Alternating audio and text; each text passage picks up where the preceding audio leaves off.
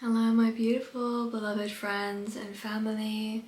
Welcome to this video. I'm really excited to be sharing this. It's going to be a dive a little bit deeper in from the last video that we did, which was about being clairsentient, empathic, highly intuitive, highly sensitive, and how we navigate trauma and deal with that in our everyday lives. So if you haven't watched that, then do hop over, because there's lots of tips and sharing of my experience of being really sensitive and how I navigate that in this reality and as a human being. And then I'm going to just dive into a couple of practices today, and then I also want to share light language channeling, or codes of creation channeling is what I like to call it. So we can bring down these vast sacred geometric energies, vibrational patterns to help to repattern this belief systems around how we show up in the world and how we navigate these things, so we can strengthen our field through the sound transmission as well. And at some point I might try and make a sound meditation video with this. I know I've said that with a couple of videos and I haven't quite got them done all yet, but if you just keep up to date and look, then you will find different videos. I've done so many sound meditation videos that there'll be something that will benefit you at this time anyway. So yes, let's begin.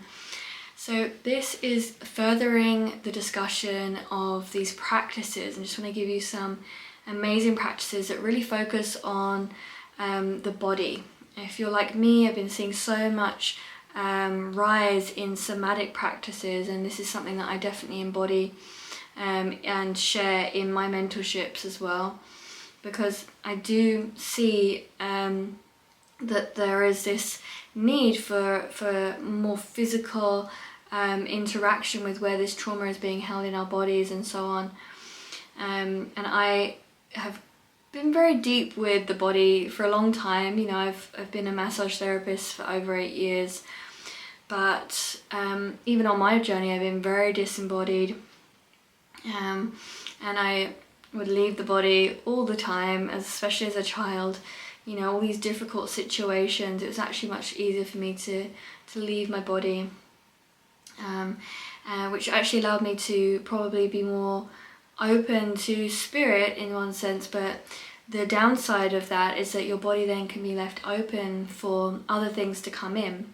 So as someone who is a healer or a facilitator, a practitioner, mentor, guide, whatever you might label yourself as or subscribe to, is that if you're holding space for somebody else and they're releasing trauma, but you're disembodied and you're quite open, and you could end up being receptive to absorbing that energy yourself, and then because you're not fully anchored in your own body, fully occupying your own body, then those little areas that you're not so aware of perhaps could end up attracting that energy into the body. So this could actually even lead to entity attachments, so it's really important that we learn to get into our bodies. And this is something I definitely found upon my journey.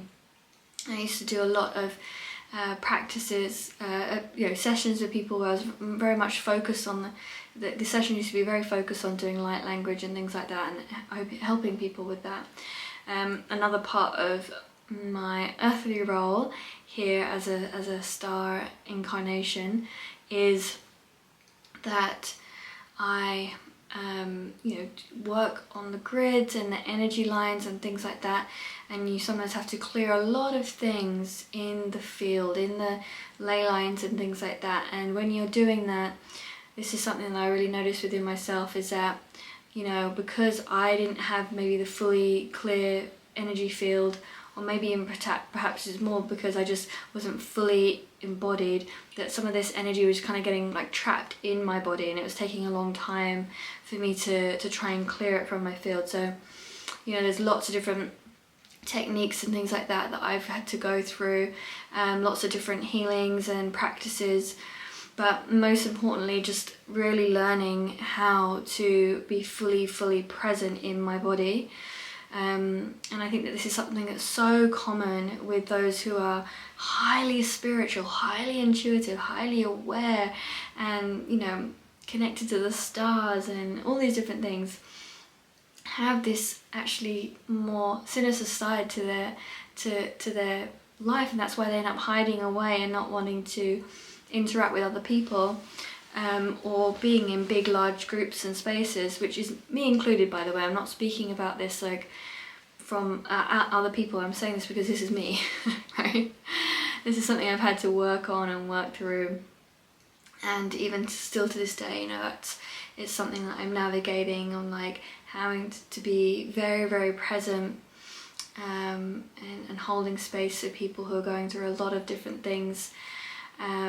And maybe even some people that I'm working with currently are really losing their capacity to do anything at this point, which means that they're very detached and disembodied, you know, and they're carrying a lot of things. So I have to be very aware of that and not allow that to overtake in my physical body. So it's been a very beautiful journey to come into the body, you know, as a soul, and just to be very present in this experience.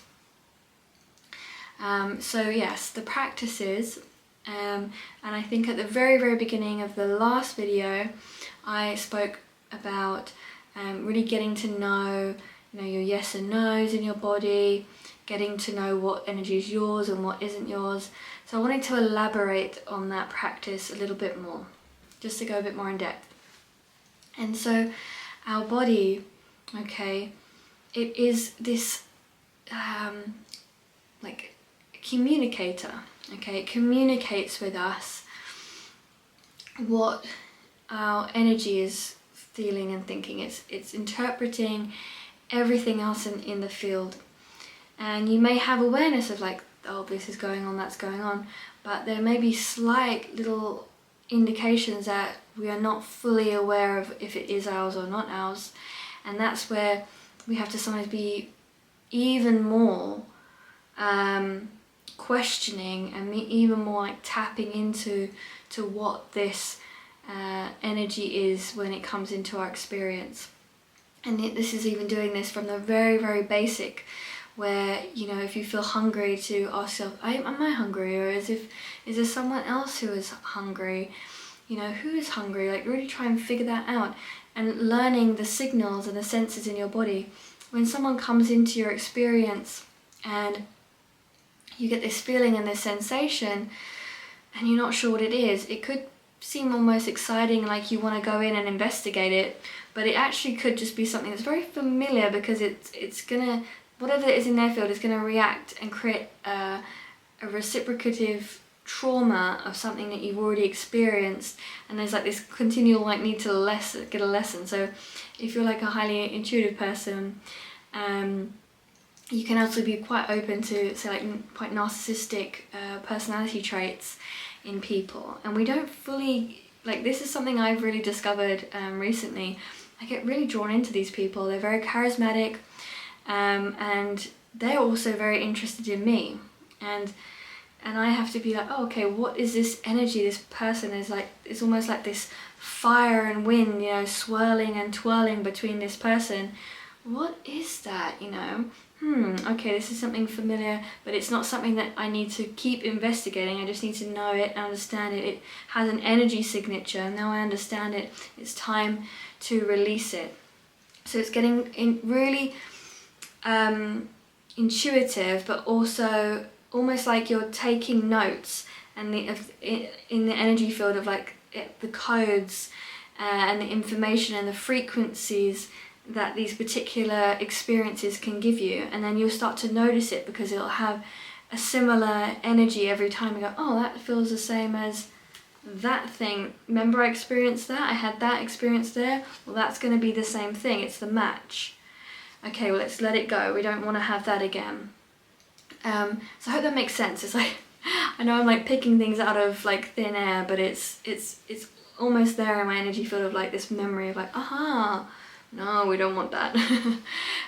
So that's how I work with things. If I feel and sense something in someone's field, I look and ask, you know, my guides, my intuition, my higher self, whatever you want to call it, and I say, what is this? Does this have a recognition? Is this a vibration? And I might start to see memories. Maybe you'll start to get words or a feeling and a sense that you can like recognize that it comes from like another experience that you've had before. And that is an indication, okay? That is an indication that is going to bring back that experience. You don't want to have that. So you don't need to replay that trauma and deal with that person's energy, because it's not for you to try and fix them or try and help them anyway. You know, it's just that you have an understanding of that energy. And sometimes we want to try and fix it and work it out and understand it because, you know, it does feel discombobulating, or it does feel like the frequency doesn't quite feel harmonious, and you're kind of like, oh, I want to fix this energy, because you can feel when energy is not in harmony and when it is. So we kind of want to try and fix it sometimes because we just have, it's just an innate thing that I think a lot of people have, is wanting to create, to fix, to harmonize. You know, so that's one aspect of it. So let me know if you're getting this. And then we have, just like I said about the food thing, just understanding, oh, is that my mood? Is that my feeling? Do I really want to do that? Or is that coming in from somewhere else or someone else? That could be someone literally physically, you know, in your workplace, in your household. It could be in the collective field. Like, I really believe and get this sense that things are kind of almost like purposely like you know, leaking out from like TV programs, particular areas. You know, maybe there's like a particular area that will have like a particular thought form, and that's why you see everybody kind of acting in similar ways and fashions, because there is this continual thought form. So you have to really tune into that and see, do I really want to be a part of that? Or is it just being like fed out into the field unconsciously, and everyone's picking up on it because it's unconscious? So again, it's like feeling, sensing. Does it feel harmonious? Does it feel like you're curious, you don't understand it because it's not actually harmonious? Okay, if you want to kind of explore it and understand it because it doesn't quite make sense to you, it might be because it's not really harmonious. It's not going to support you and help you. So you want to then release it and actually ask and require that you have a more harmonious experience, a more harmonious thought form come in. So replace it, you know, always come in to see what you can replace it with. And you can do that in like meditation or something. And then another practice, which is really, really simple, is just like a Shakti meditation. So you'll just be closing your eyes and just feel and sense the vibrations in your body. You don't need to think about what they are, what they're doing, but just feeling and sensing in the body. You can breathe, you can make sounds, you can shake if you feel like you want them to release, or you want to help them to move if they feel like they need to move. But just being in complete stillness, whether it's sitting in like a sort of lotus position or laying down, but just being completely present with your body and noticing the feelings and sensations going on in there.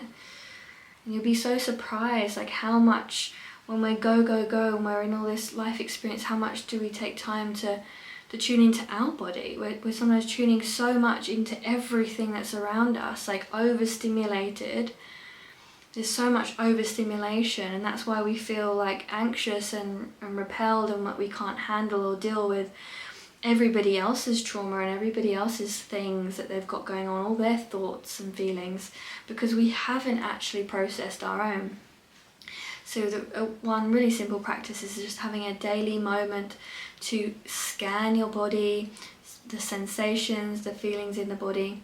And what you can also do with that after you've done that is also massaging the body. I really recommend daily massaging your body. Touching, feeling and connecting with your body is just such a beautiful thing that we can do to ourselves. It's self-love, it's care, it's nurture.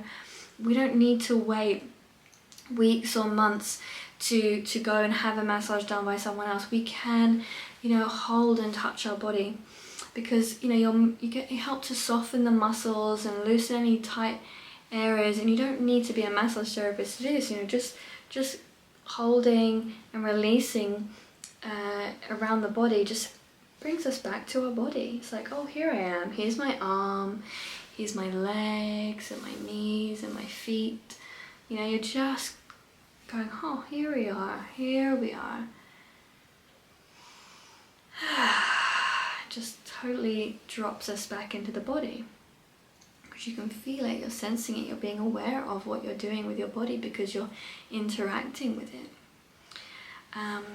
And of course we have all the myofascia. If you haven't learned about myofascia and myofascia release, is that all the fascia that connects all of the muscles together, and connects all the muscles together. When you actually holding it and pinching it for long periods of time, you help to release the myofascia as well. So then it starts to allow the muscles to go back to where they need to go and realign, and that also helps the bones and the muscles to realign as well, because I really feel that say if like a spine is in misalignment, if you keep trying to push this the bone straight back without releasing all of those muscles and the fascia that connect them all up together, it's actually going to just keep wanting to go back, and so we want to loosen that. And fascia actually, and even in bone marrow as well, it is crystalline. It is crystalline. So the more that we work with our myofascia to release it and to let the energy flow, the more light we can actually let into our bodies. Okay, so we become more light when we release the energies and the tensions and the stagnation in these areas. So honestly, give it a go. Where your shoulders are, where your neck is, just hold very light, and for 1 to 3, 4, 5 minutes, however long, and then to release that and just notice the difference between one side and the other, and you'll sort of almost feel like this flooding of energy come in.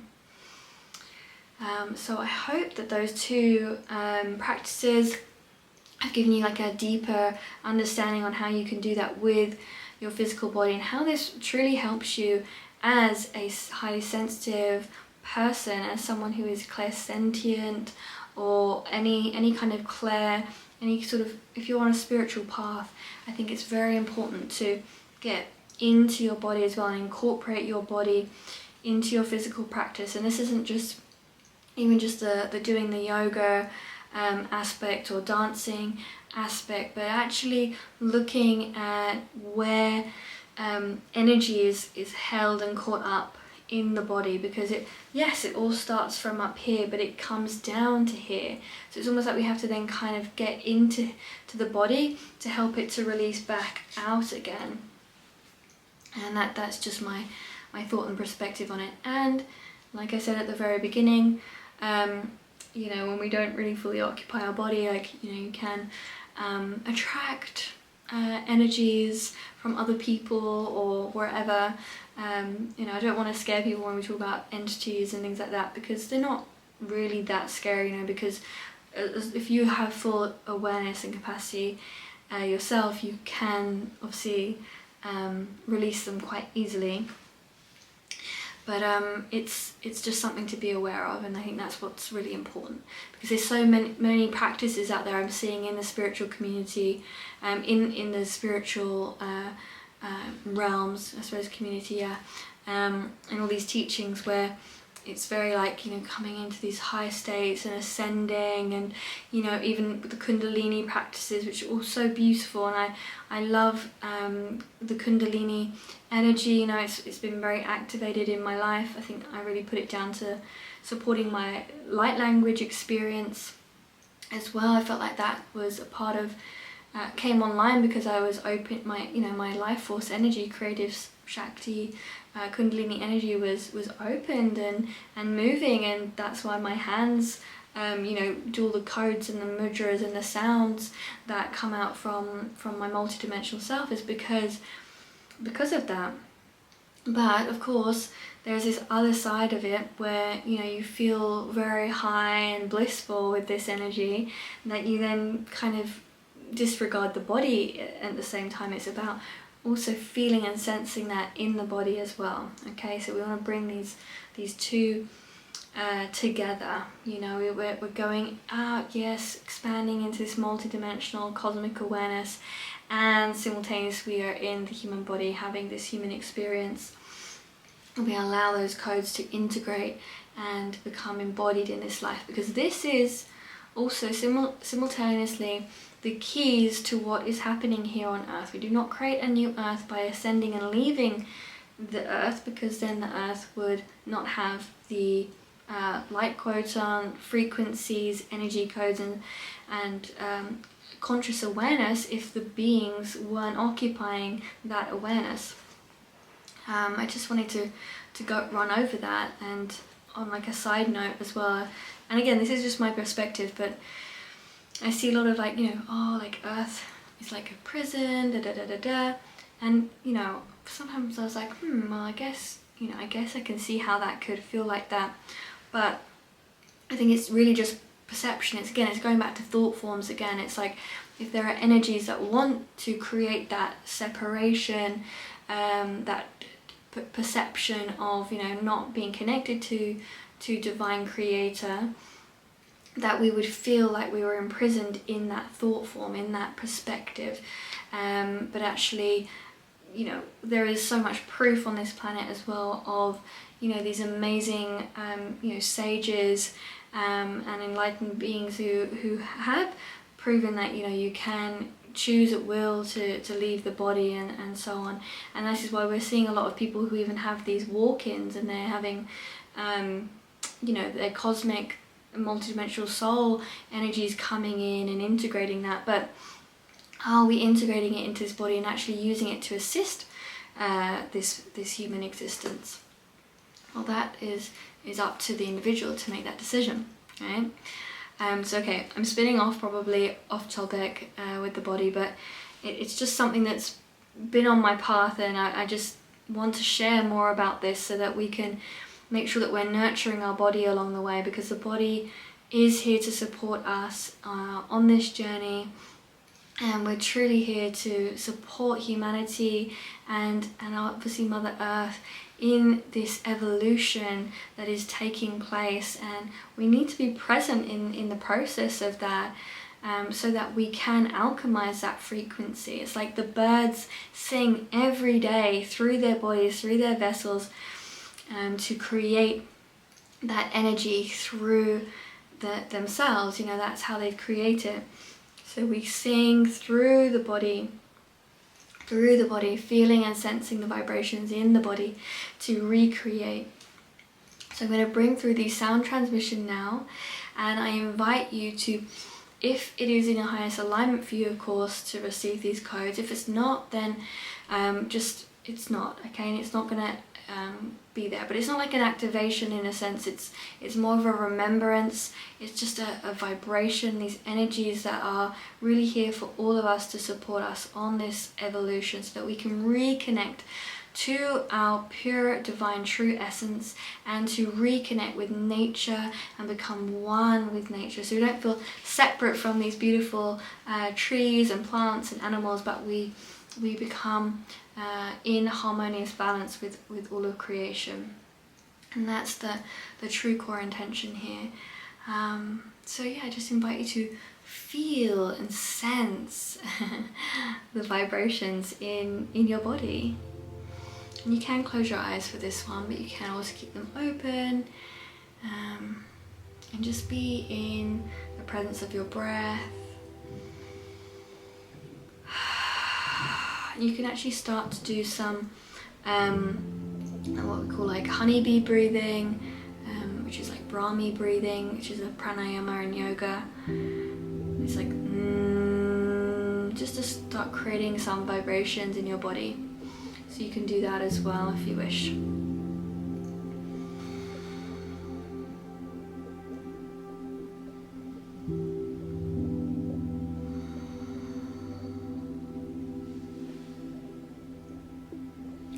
Isanarno koriete arnamara alekir namarutiar nishnara la elekinar la lakir lutukur la lemiana ila la mar la ella kurlo koliamar nar la lakela la urro koi ishanar la makirun urnumukiar nama ila la iash Neher kete rakaya sheker ukuyan arnama ukuyar ish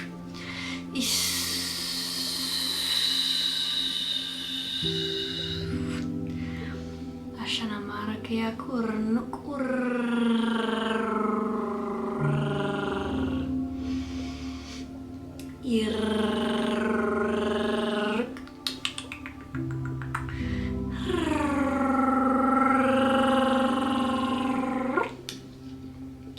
Nama ruko ya kara e irka ka erko ish arnama orko ya kara nama erak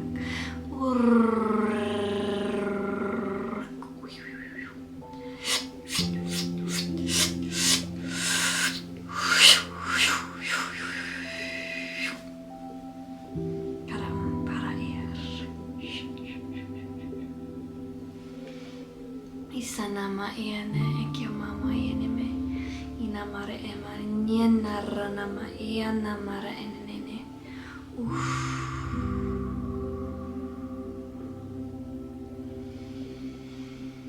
Just breathing into your heart space. Let your body sink down, letting all that air come out of the body and just dropping further and further into the body with every breath.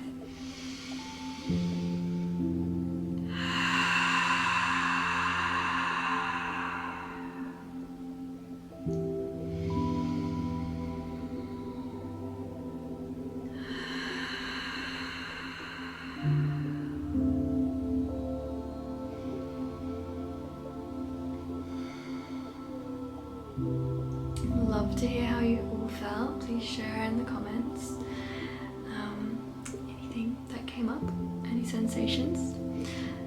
Do you practice this on your own as well with the honeybee breathing, or any other sounds that you want to just explore how you can move them and send them through your body, because it will help. The sound vibrations really do assist the body in its healing process, in its awareness process, and yeah, it's just a beautiful exploration of our body, a new way and different way to explore the body with using the sound as well. So I hope that you've enjoyed this. Please like and share with anyone that you think that might be might help them or benefit them in some way, and I look forward to seeing you all very soon. So much love. Mwah. Bye for now.